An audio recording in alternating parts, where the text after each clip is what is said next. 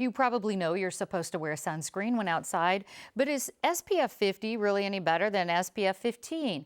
And is there any truth to the rumor that men taking Viagra get skin cancer more than men who don't take it? Here to help clear up the confusion and bring us up to date on melanoma is my guest, Dr. Hubert Greenway, Chair of Dermatological Surgery at Scripps Clinic. Welcome. Thank you. Now, Dr. Greenway, what are the types of skin cancer that we should be most concerned about? Well, the most dangerous type of skin cancer is melanoma.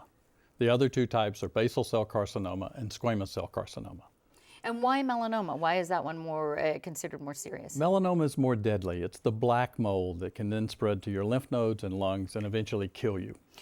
Who's most at risk of getting melanoma? Caucasians, your genetic background, red hair, light-colored eyes, fair skin, and also someone who might have had somebody in their family have melanoma, and those of us that live here in San Diego where there's a lot more sun. So the exposure time to the sun also puts us at greater risk. Is there a particular place on the body where melanoma shows up? Melanoma can show up anywhere.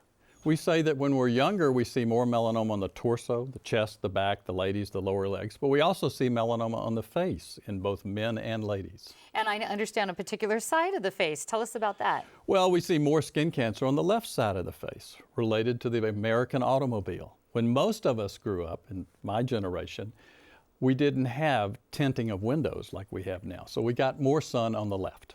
And the hairline, I understand as well. You don't check there. Is that why? Yes, you don't check there, you don't see that. Moles can hide under hair and around other areas, yes.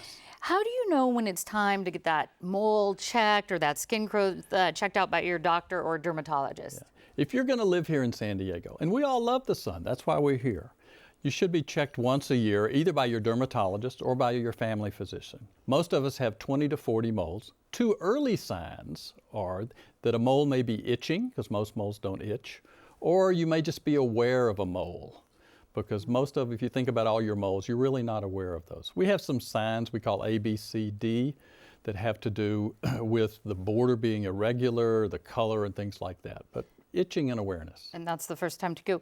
There's so many different studies about the effectiveness of sunscreens and sunblocks, and you've actually brought some samples here.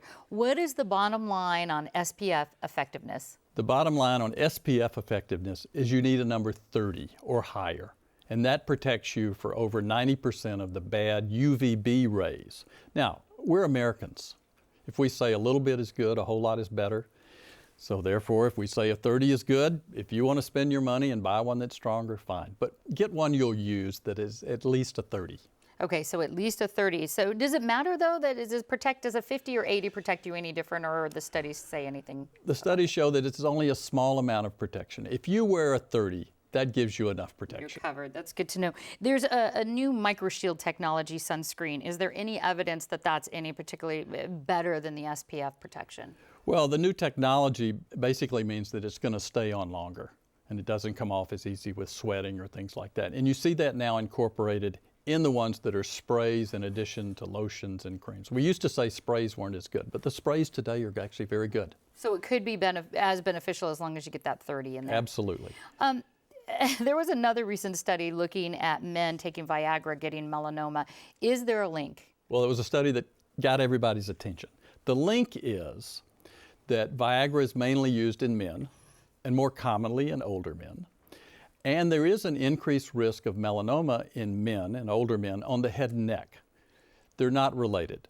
The fact that the linkage is that they occur both in the same age groups. But I tell my patients at Scripps, if you take Viagra or if you don't take Viagra, you still need the sun protection. Okay. How treatable and curable is melanoma?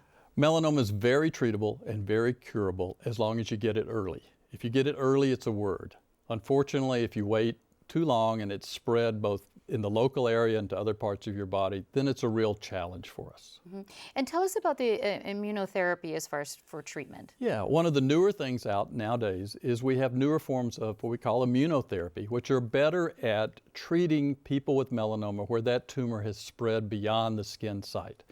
They don't give us a 100% cure rate. They may not last for years and years and years, but they certainly do extend the quality of life in those patients. Well, thank you. As we're heading into a nice hot summer, it looks like, for the update, Dr. Hubert Greenway. Thank you so much. Thank you.